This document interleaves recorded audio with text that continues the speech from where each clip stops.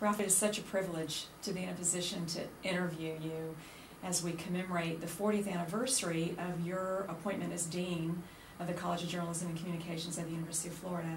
And I've known and admired you all 40 years, first as a newly minted graduate of the college and now as one of your successors. We just missed each other. We just missed each other. I graduated in June and you came in September. In August, actually. Oh, in August. Well, believe me, I knew about you, and I watched what you were doing at the college, and just appreciated so much as an alumna what you were doing here. Well, I can return the compliment. I've had a chance over 40 years to watch your rise through the ranks of the New York Times newspapers, also with a great deal of pride. Well, thank you. Thank you. You know, this is a very significant couple of years for us, 2016, 2017. We're celebrating a number of anniversaries. It's the 90th anniversary of journalism on the University of Florida campus, the 90th anniversary of WRUF-AM, which of course started our teaching hospital approach to journalism education. It is the 70th anniversary of WRUF-FM, and it's the 50th anniversary of the college. We started as a program in the colleges of commerce and agriculture and became our own college 50 years ago. And then, of course, 40 years for you as the anniversary of your deanship. Yeah, I had the privilege of meeting O.K. Armstrong, who taught the very first class. No kidding. Ever taught here. Oh my gosh. How many years ago was that? Wow. 90 years ago, when we had the opening of the building. He came to the opening ceremonies for this building, and O.K. Armstrong, he was quite a character, and he was really up in the years even then. And of course you knew Ray Weimer. And Ray Weimer, of course, was very supportive, and John Paul Jones. I really was preceded by two very, very good deans. Yeah, people often comment that I'm the first non-academic dean, but that's not true. Ray Weimer was the first to come Ray up. didn't have a college degree, even a bachelor's degree. Right. So, you know, let's go back to 1976 when you came to this college as a finalist for the position and then as the person selected. What did you find? Well, it was a little unnerving to see that your building was underneath the stadium, and a lot of you, like you, had that privilege of seeing that. But basically, that was a factor that kept the college from really getting a national reputation, I think, because the facilities were so bad. And when I came here, actually, Ray Weimer and John Paul Jones had really already arranged for the building to be built. So, I mean, I got the credit for it because it was built when I got here, and I had a chance to oversee it and make a few changes. But basically, raising the money and everything else were done by those two people. But then you raised the money for the Flanagan Wing. Yes. You added to this building. We added to it, and we got the Flanagan Wing, and had two more additions. So the building was really a key in changing our national reputation. I think we were a good school before that, but we really didn't have much of a national reputation. We had won some of the national awards in the Hearst competition, of course, but the facility was really so weak that I think it prevented us from getting the kind of recognition we deserved, because we really had a good when I came here, we had a good faculty even then, so you can't take credit for that. Did you come in with a very clear vision, or did you build that over years? I know there's one anecdote in Don Coley's book about the history of broadcast in the state of Florida, about you when you were staying here as for your interview, listening to the radio, and you determined at that point that we needed a classical music station. They had a sort of a little apartment over the hub for visiting deans, I guess, deans candidates, certainly. And the little refrigerator was stocked, and a little portable radio was there. And I turned the radio to the classical music area, the NPR area, nothing. And I just got this caterwauling of music throughout the rest of it. and very disappointed because we had a public broadcasting station in Missouri, and I determined almost before I got here that we were going to try to get a public station. Now, we already had 3 licenses? No, we had 2, we had actually 2 stations, WRUF AM and WRUF FM. And believe it or not, in 1976, you couldn't sell an advertisement on FM. Everybody still had AM in their cars and AMs in their home, really. But back to the dark ages. And so we played classical music a few nights a week, and maybe all day Saturday on the FM station. But it was still technically a commercial station, but they couldn't sell ads on it. The real the moneymaker was WRUF AM. Right, right. You were extremely innovative before that became the watchword. Of course, everybody wants to consider themselves to be innovative now because it's innovate or die, basically. But you did so many things here that were truly innovative and prescient. In fact, one of the things that I am so struck by is there is a display in the Innovation News Center with your picture that quotes you as saying in 1976, I guess as the new dean, that print on paper is dead, and you were the person who established the first online newspaper at any college in the nation. You foresaw digital. I think you were doing teletext, which was really a precursor, if you will, very similar to video text, I guess. So what was that thought process? How were you so clued in to the changes that were ahead of us, which of course now are so rapid we can barely keep up? Right. Well, in Missouri we didn't have anything computer-wise either when I left, and nothing like teletext or anything like that when I left. I had a very fine teacher I worked in my graduate degree at Missouri some years before, named John Merrill, and he and I later did several books together. Very well known. But he taught a course in international communication, and he insisted that students go to the journalism library and read foreign publications and what they were doing in other countries. And so I began going weekly and reading BBC's magazine in England, and I saw that they were experimenting with a thing called CFAX, and which would sort of, on a blank channel, they would transmit print news, very, very primitive, but they were the very first, I guess, in the world to experiment with it. And I really got interested in it and followed it, and it seemed to me so natural, rather than doing tons of newspapers, delivering them in cars, gasoline and everything else, that everything was going to be transmitted by television too.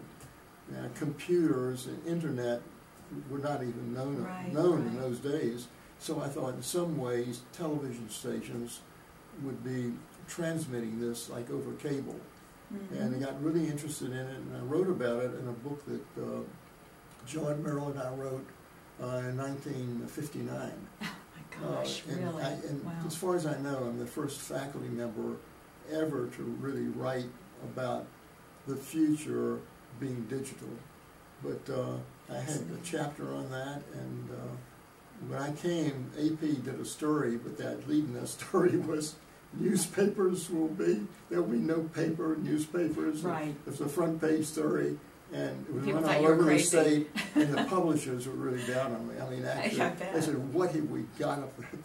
What have we got at that college now? And actually a few wrote nasty letters to the head of the Florida Publishers Association.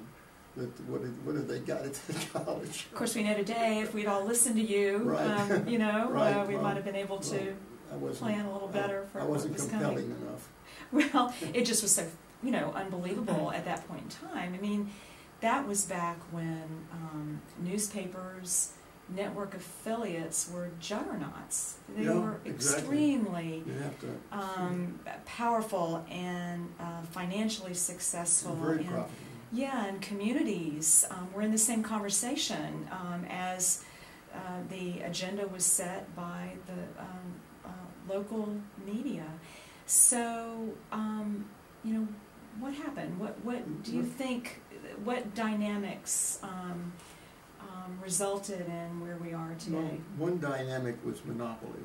Yeah. Newspapers were a very powerful monopoly in every city in the United States except 6. There were only 6 cities in the entire United States that had competition, head-on competition of one independent newspaper against the other, and they would be places like Philadelphia, New York, Washington. So every city had a monopoly, and it was so expensive to have the printing presses and all the other stuff that newspapers felt that they were a monopoly and no one could ever compete with them. Right. That was their undoing, because this new methodology came along and they really weren't willing to listen to anyone. And we have seen in our lifetimes the demise, essentially, of the printed newspaper. Do you think part of it was because there were so many cautions about first radio and then TV that they were going to damage the newspaper franchise? It didn't happen. Right. So did that create a more sanguine sense of what the impact of digital would be? They just wouldn't listen. Yeah. In other words, the newspapers were in the position because they had the whole mechanism for classified advertising, etc. And they had the mechanism to get into this before anybody else. They had the financial power, they had the reporters, they had everything, but they thought they had a monopoly. Right. And other people came in and ate their lunch. I remember Joe Pisani, who headed the advertising department here for many years, invited me to speak to the classified advertising directors down in Tampa. They had a national convention and wanted me to speak on the subject.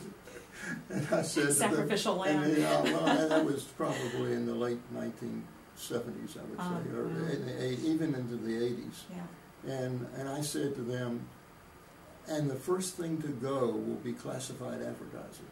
And that was the bread and butter, as you well know, of now, every how did you newspaper. know that? Because it was so simple. In other words, you didn't need reporters, you didn't need anything else. Anybody who got into this wouldn't need to get a reporting staff, photographers, but they could get into classified advertising very simply.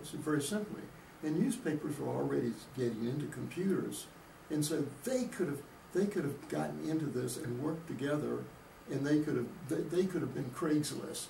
Right. But instead, a guy named Craig, what is it, Davenport? Craig Newmark came in. Right. You know, sometimes I go and I ask publishers, have you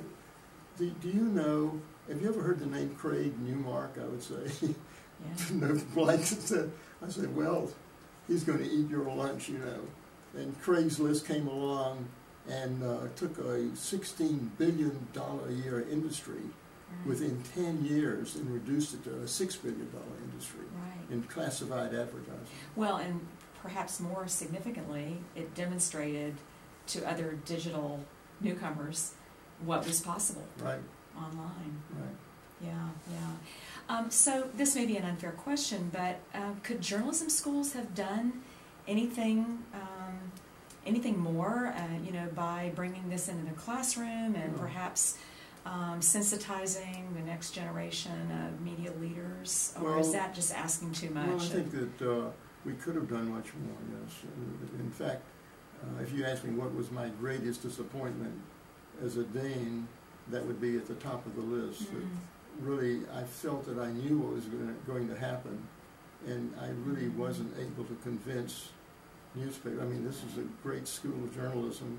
We were well known, and if the dean at this school couldn't convince people that was going to happen, I guess no one could. But I felt, you'd have to convince the whole nation. I watched it happen, and I wasn't able to really do anything about it. Yeah. These classified advertising managers, as I told you, for years afterwards, they would come up to me and see me at other conventions and say, Ralph says we're going to lose classified advertising. Ha, ha, ha. Yeah. They thought it was a big joke.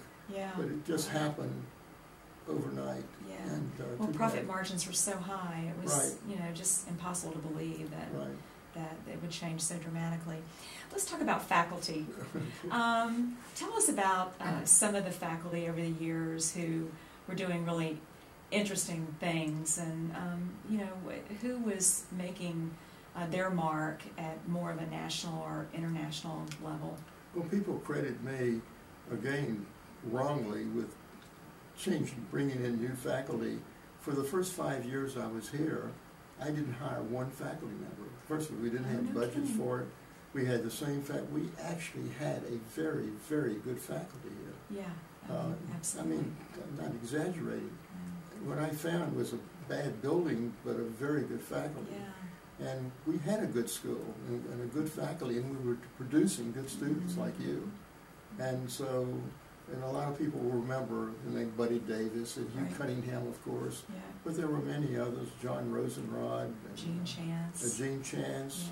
Yeah. And I'm afraid I'd leave out some names, but I could go through and mention so many others, Mickey Edwardson and broadcasting. And actually, we were the only college in the United States, communication school in the United States, and I think we still are, the only one where the dean is in charge of broadcasting stations. Yeah. If you go to any other campus, you will find that the broadcasting stations are under a different division in the university hierarchy. Maybe you can send some students over as interns, but we had these stations that students could get a full year's experience in broadcasting before they even left this college. That's so right. That was really important, and we built on that. We got the new stations, and basically that was really very important. Yeah, and now we have 7. Yeah, in addition to hard, other emerging hard to believe, but that's true, right? It is, but you're right, and I'm not sure that that's as well known as we'd like for it to be. But sometimes you may wonder why you have the. I mean, some of the worst days of my life, to tell you the truth, were WRUF, which was a commercial station. Yeah. You know, when all radio stations go through the boom and bust things, and there's some years when you don't make money. But on this station, if you didn't make money on WRUF, the station would have just gone out the window. Right. And there were some very, very bad times with WRUF, and it was nerve-wracking to be a dean and not only be in charge of a school, of an educational school, but you were in charge of a commercial station as well. Well, you build a great foundation because it's financially very secure now. Revenues are growing, and you know, we have a couple of media properties that really basically break even, but there's such great opportunities for our students. It's worth the investment, you know, to keep them going. I think you'll have to elaborate for me, but I think you're responsible for bringing graduate programs to this college. Certainly the doctoral program. You started that, correct? We had a master's program already, and but we didn't have a professional master's program. In fact, I guess we still don't in a way. We started one this year. But we reinstated professional. To do because of the system of the university sort of worked against us a little bit. We weren't in charge of the graduate program. We were completely in charge of the undergraduate program, but there was a graduate division at the University of Florida. Maybe you don't have that problem. There's a division, but we're responsible for our own graduate programs. We're responsible for it, but we have to follow the rules that they lay down. And they wanted everything to be theoretical from the graduate level. And we wanted to start a professional program for those students who couldn't take undergraduate and weren't around for undergraduate. But the PhD program we did start when I was dean, and I credit Kurt Kent largely for that.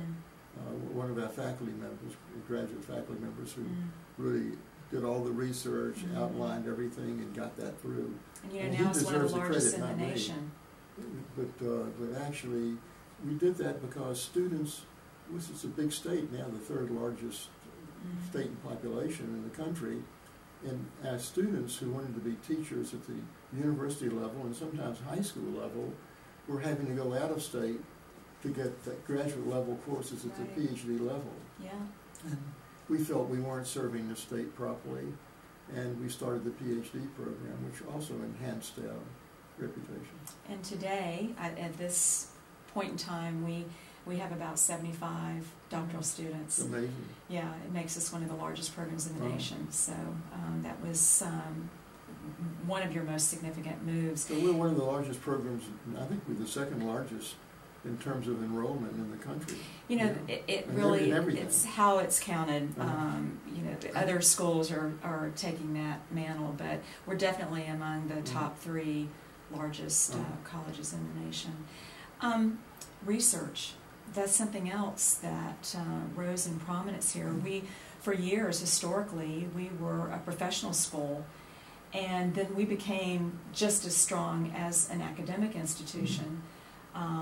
Which is uncommon in the field of journalism education. Talk about that some. Was that controversial at the time? I don't think so. I think once we got a PhD program, that began coming into place. But it's actually at the PhD level, most people who get PhDs in communications go into teaching. They don't necessarily go into industry, not too many go into industry. So in some cases where there are research offices or institutions, that's necessary. But most of them are going to become teachers. So by the time you got here, more of the faculty who were on board had PhDs than they had under the term of Ray Weimer and maybe even... Right. Well, we always had some PhDs. Yeah. And then in journalism, we have people who don't have masters or PhDs, and that's fine because we have undergraduates who are really getting ready for their first job, and they need experienced people in advertising, journalism, broadcasting to teach them as well. So talk some more about how you maintain that balance. It's a delicate balance between, between undergraduate and graduate and professional school and an academic institution and a preeminent research university with a great deal of emphasis on the research mission. Keeping that in balance is a delicate balancing act. So how did you do that? Again, a building has a lot to do with it. If you have a building where the offices are near each other and people can see each other when they pass by, and we had the problem with broadcasting, especially as people at the studio, at the stations, didn't mingle with the academic side of the college, and we needed to correct that as well. Yeah. And we started a thing called Dunk and Sip. I don't know if you've heard of that. I have heard of it. We had Dunk and Sip every Friday morning. Right. There was Dunk and Sip every Friday morning, and people would come in and get a donut and a cup of coffee for 25 cents. And we invited everybody in, whether you were an engineer working for the station, and we had something like 22 of those.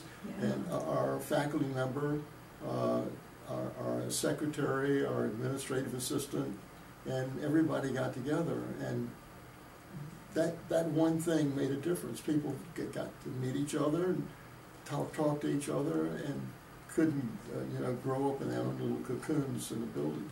Well, you were addressing a very interesting cultural challenge, because we do in fact have as many staff members, non-faculty, as we have faculty, and that creates an interesting dynamic that most colleges don't experience. So that would explain why it works as well as it does here.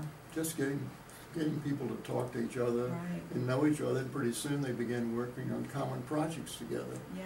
And if you needed an engineer, you get an engineer to help you, technician, and those kind of things just worked out very nicely. Yeah, yeah. So among your many skills and talents is a great approach to fundraising. You had a great deal of success with that when you were dean. You built our endowment to a level that is fairly extraordinary for, at least among our peers. And you were so good at it, in fact, that you even wrote a book about it. and about how it really revolves around relationships. Talk some about that, and was that something that you studied, or were you instinctive about how to do that well? No, as a matter of fact, when I got the applications asking for people to apply for the deanship here, in fact, I was flattered to get the letter from Ken Christensen, who was head of the broadcasting department at that time, was the head of the selection committee. I later found out 104 people got the same letter. Oh. So, it's even worse today with online. but anyway, we went down the list and they said, okay, research ability, teaching experience, and several other. The last thing was fundraising. I said, oh, I can do everything else, but not fundraising. Yeah. I don't know anything about fundraising. And but anything, I thought I could do everything else, and I got here. And you know how many people we had in the development office when I got here? Campus-wide? No, how many? 3 people. Oh my gosh. That was 1976. There were only 3 people, and that included, I think, the alumni director. Oh my gosh. And 2 people really in fundraising. And the person who really changed that on campus was Robert Marston, who was the new president of the University of Florida. He's never given the credit for it that he deserves. But he realized, he came from one of the medical, he was a medical faculty member, and he was the National Centers for Health. And he realized that this university was not going to get anywhere on the state budget. The budgets were being cut every year. In fact, when I got here, it was one of those bust years, you know, in Florida history where there was no budget at all, and if anybody left, you couldn't replace them. And so he knew that fundraising was important, and he began emphasizing that. In other words, deans had to get out and raise money. I think when I went to school, deans didn't get out and raise anything. There was a state budget, and worked on that. So it's baptism. And so it's really a necessity, but again, I get too much credit for that. This is not false modesty. When I got here, Ray Weimer and John Paul Jones, my 2 predecessors, had already raised money for this building, and Robert Marston said the building was too large, and he reduced the size of the building. This was added to it 3 times, but he reduced the size, and we had a starting endowment of something like $600,000. So we actually had an endowment of $600,000 of income that you could really play with and do other things with. And so that helped tremendously. But those 2 men were responsible for that, not me. And so... But you were natural. And the other person was, well, if you name people, Jim Terhune was my associate dean. And Jim Terhune is a fantastic person, just an absolutely fantastic person, but doesn't take any credit himself, anything. But he really started the Communicator, which publicized us throughout the nation and to our alumni. And Jim was like my co-dean. I don't say he was my associate dean. He was like the co-dean.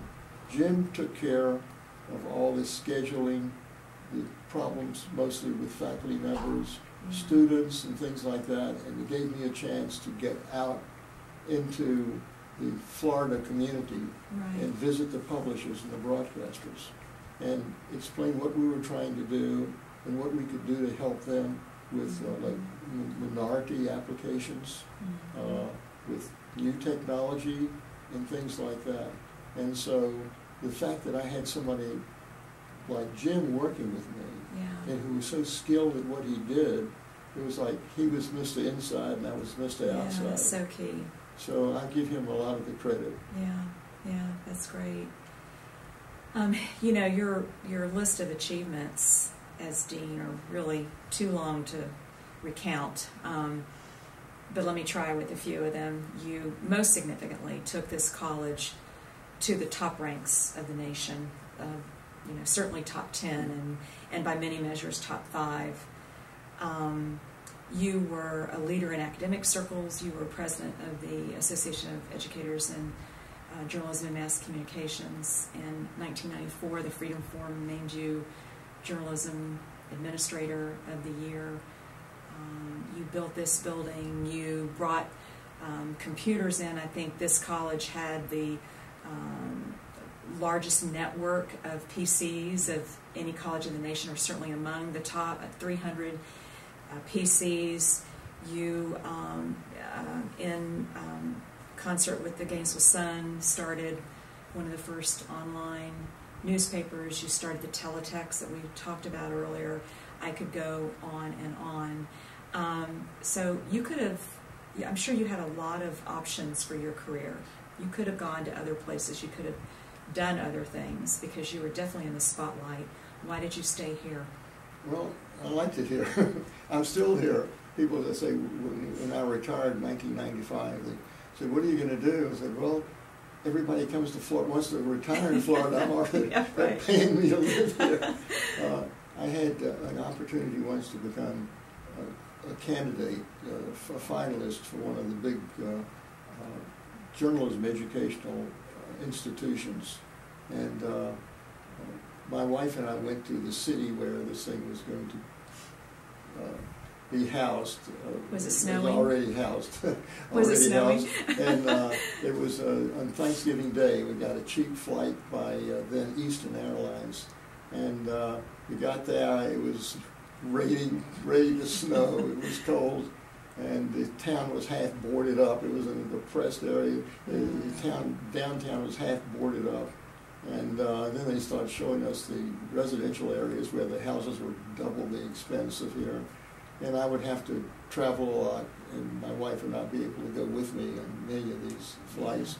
And when we started showing the houses, honestly, Diane, I got a physical, not a mental, but a physical lump in my throat. I started choking.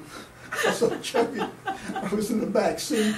My wife was in the front seat with the real estate salesman. And I just said, no way, no way. I love Gainesville. I like the University of Florida. I was staying there. Then I had a chance later to go back to Missouri as dean. I wasn't appointed, but I had a very good chance. I was told, it was about 6 years after I came here, that I was the unanimous choice of the faculty. We had a good faculty there that I liked a lot. But I thought, you know, Florida is a growing state. The University of Florida is progressive. We've got a growing endowment. We can do things at the University of Florida. If I went back to Missouri, the old traditions are stuck in their traditions. And again, I knew that I had to stay here. We love Gainesville. We love the University of Florida. I never thought about leaving for any reason. I love that. That's a mix of your strategic way of thinking along with your heart. That's great.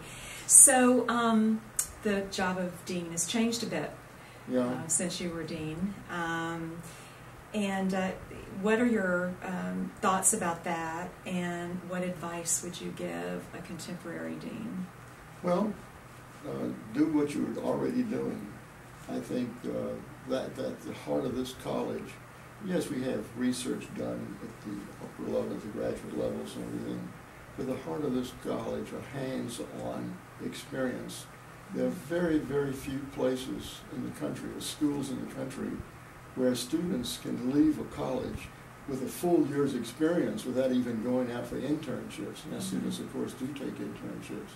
So I would say you have increased the possibilities for students just in the short time that you've been here, and keep on doing that same thing, because the reputation of the college in the country is based on what we do with undergraduate students. And we are producing more undergraduate students a year, how many thousands, a couple of thousand graduates a year that are ready to go out and carry the name of University of Florida throughout the country in broadcasting stations, in newspapers, and now in internet operations. And I think you're doing a fine job, and just keep doing it. Thank you. Thanks for being on my kitchen cabinet. I have consulted with you multiple times as dean in waiting and today. So I've seen deans that tried to interfere all the time after they left the deanship, and I've tried not to do that. It is such a great advantage to have you in Gainesville and still involved with us. You know, this college has estimated 30,000 alumni, and they play a very important role for this college, particularly as we try to stay apace of what's happening in the world. What can alumni do? What is the most important role that they can play? That's really a good question, because you asked a question about fundraising. Well, the first place that I go typically are to alumni, actually to publishers. I think of publishers, which they had budgets. They had budgets to give away. In those days, the newspapers had budgets to give away to education, so that was an obvious place to go. But alumni really don't have particular places in mind, and alumni who have succeeded are people who can put back into the college to give other people a same or better chance than they had. And so frequently on fundraising, I would go out and see alumni and tell them about what we were doing, or invite them in. If they come up for football games, and many of them do, are coming through town, I wish they would come through and just see this college. I mean, I just want them to, instead of passing through on I-75, come in and come to see you, see a faculty member that they once knew, when they were here, and take a look at what this college is doing. They won't even recognize it. If they graduated 6 years ago, they will find things that they can't believe because of the Jerry Davis, an alumnus of this college, left a couple of $1 million for endowment for computers. $5 million. $5 million. And so that one alumnus left us the kind of income. We get the income from that. It keeps us ahead of every other school. It was a game-changing gift. Game-changing. And but even if small sums, you know, every small sum, sometimes we take small sums from alumni and combine them into one sizable scholarship. So there's no amount too small that doesn't make a difference. And frankly, I give to the college, and I give to the I still give to the 2 universities that I graduated from for scholarship funds, and it makes it possible for other people to get the kind of education that they got. That's so true. And you know, the students love it when alumni visit. They love to hear about their success stories and get their advice, and we never have difficulty gathering students to meet with alumni when they come through. So, you know, that's very important to us as well. So I want to start from the beginning. Let's loop back around and tell us about your childhood. Where were you born? Where were you raised? And what influence did your parents have in your life? Well, I'm from a small place called Danville, Virginia. Population 35,000 when I was growing up, but now it's only 30,000. So the cotton mills have closed down. The tobacco market is no longer. It was a 2-industry town, textiles and tobacco, and they're both not in fashion anymore in that form.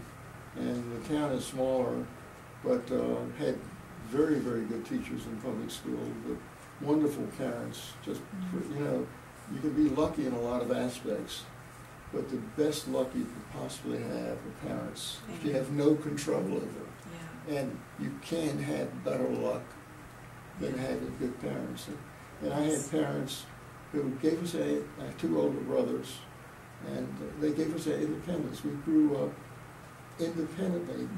We decided what we wanted to do. I can't think of my mother encouraging me ever to do anything until I started, and then she encouraged me to participate.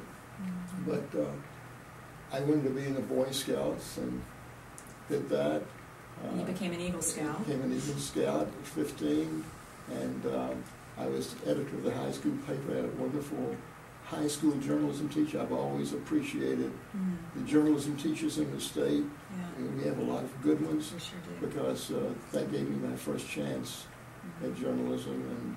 And they didn't keep after us, and want to know where we were every 5 minutes, every hour, and really gave us a head. So, and they gave you a great deal of strength and courage. And one of the things I'm so struck by with your life story is you have been such a risk taker your whole life, but it was always around things that you believed in strongly, and that you cared about deeply, and that you felt was for a greater purpose than yourself.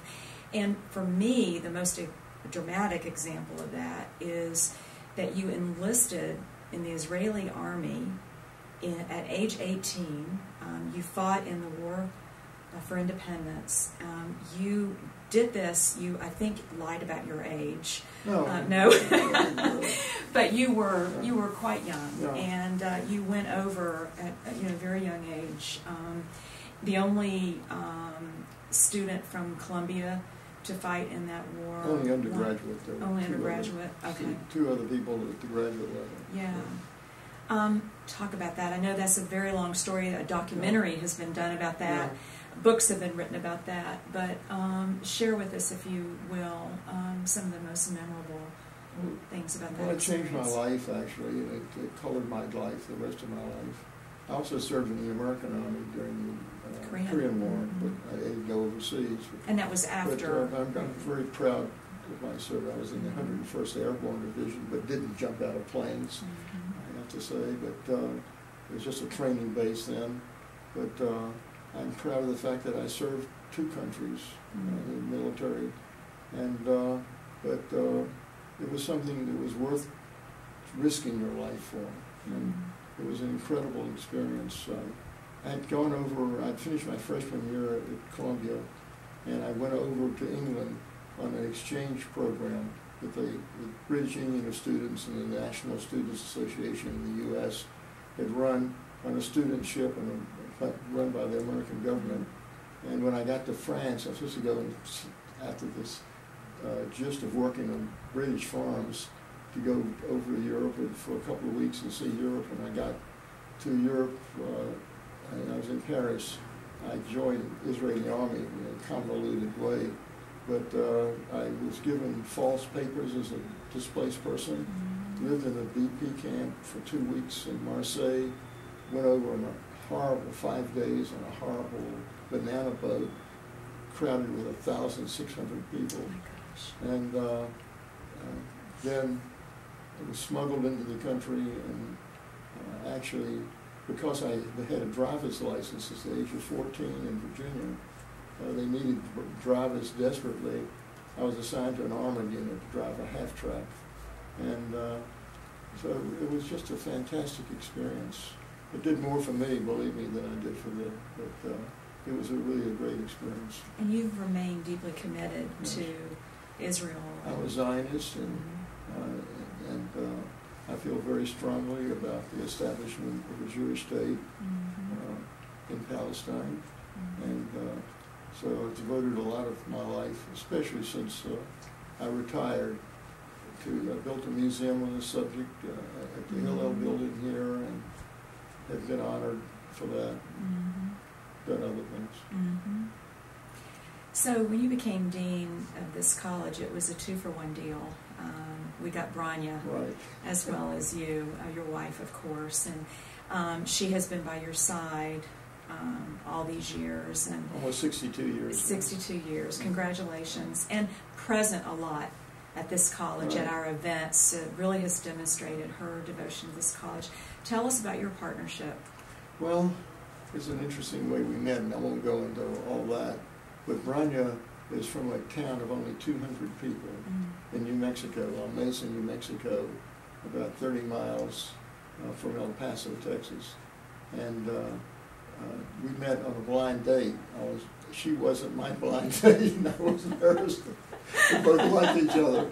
But her family was the only Jewish family in this town of 200 people. Wow. And so all of her friends were Christian, and she went to a consolidated school by school bus each day to Anthony, Texas, which is nearby. And it was funny she came off of this blind date.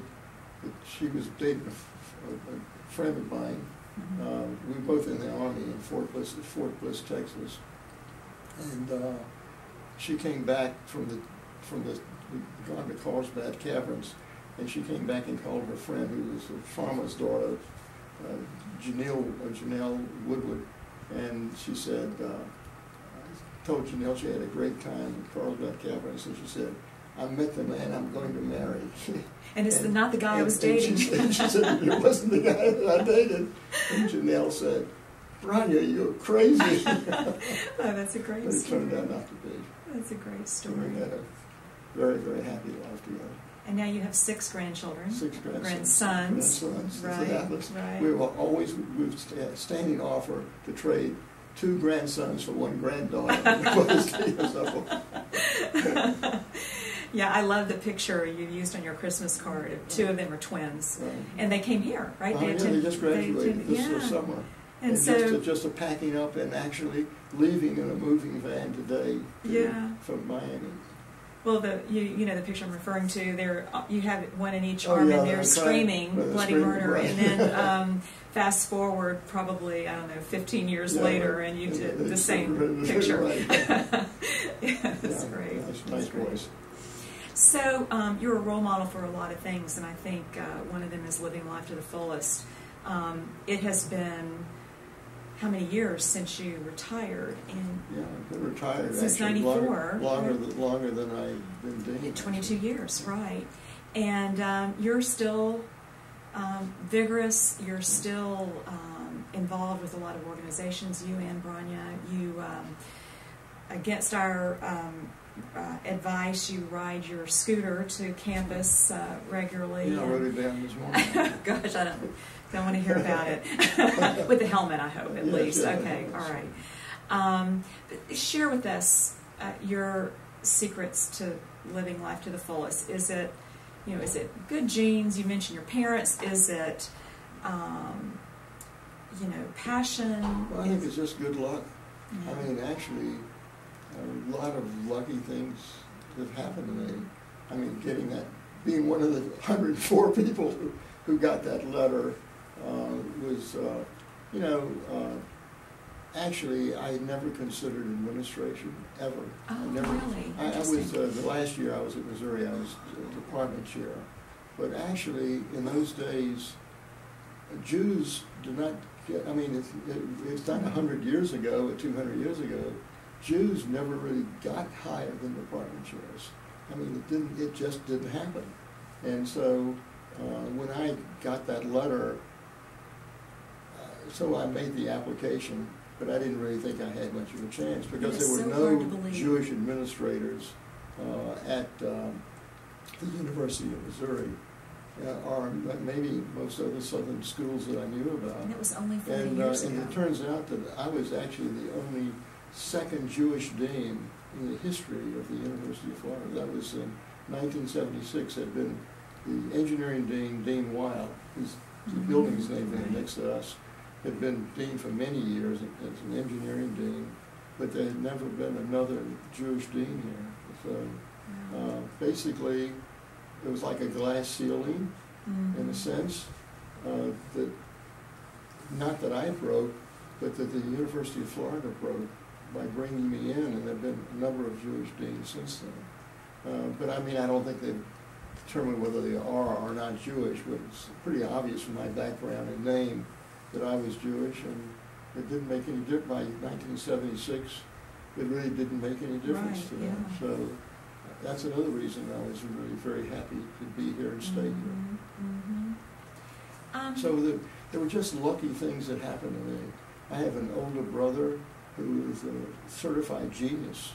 Actually, and to grow up in a family like that, my brother is so smart. He's the smartest person I've ever met in my life, and I've been associated with 4 different universities, and I've never met anybody as smart as he is. And he worked on the atomic bomb project. He was a pioneer in nuclear medicine, became a doctor and head of nuclear medicine at Pacific Medical Center in San Francisco, and he was just a great role model and also could answer any question that anybody ever had.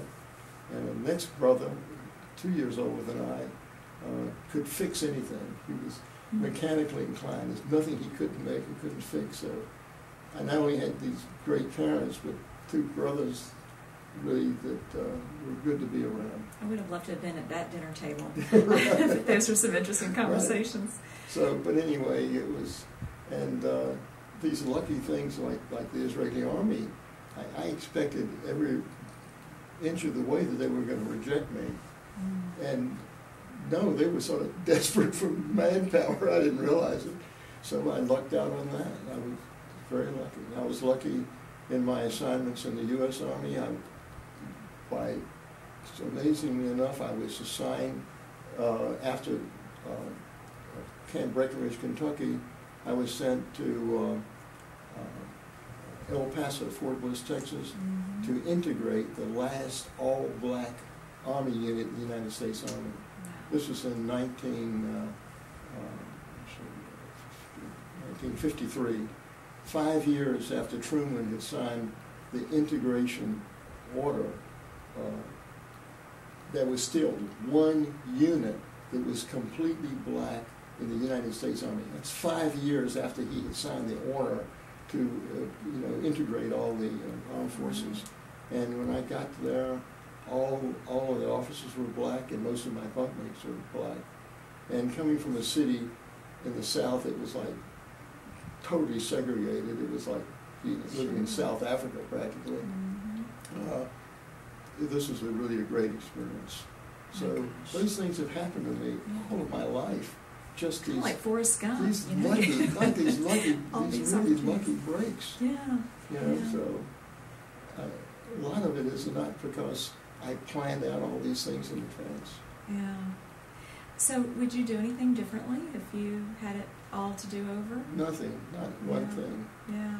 Not one thing. I'm just very, very fortunate to have been in the position I was in.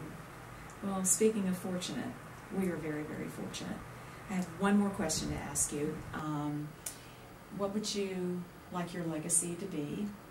If somebody had to synopsize your life in a sentence or two, what do you hope that will be? I've never thought about that before.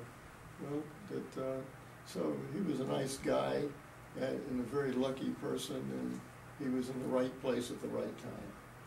Humility again. Ralph Lowenstein, thank you so much. Thank you for giving us this time today. Thank you for what you continue to do for the college, and thank you for building what is really a great institution. Thank you, Diane.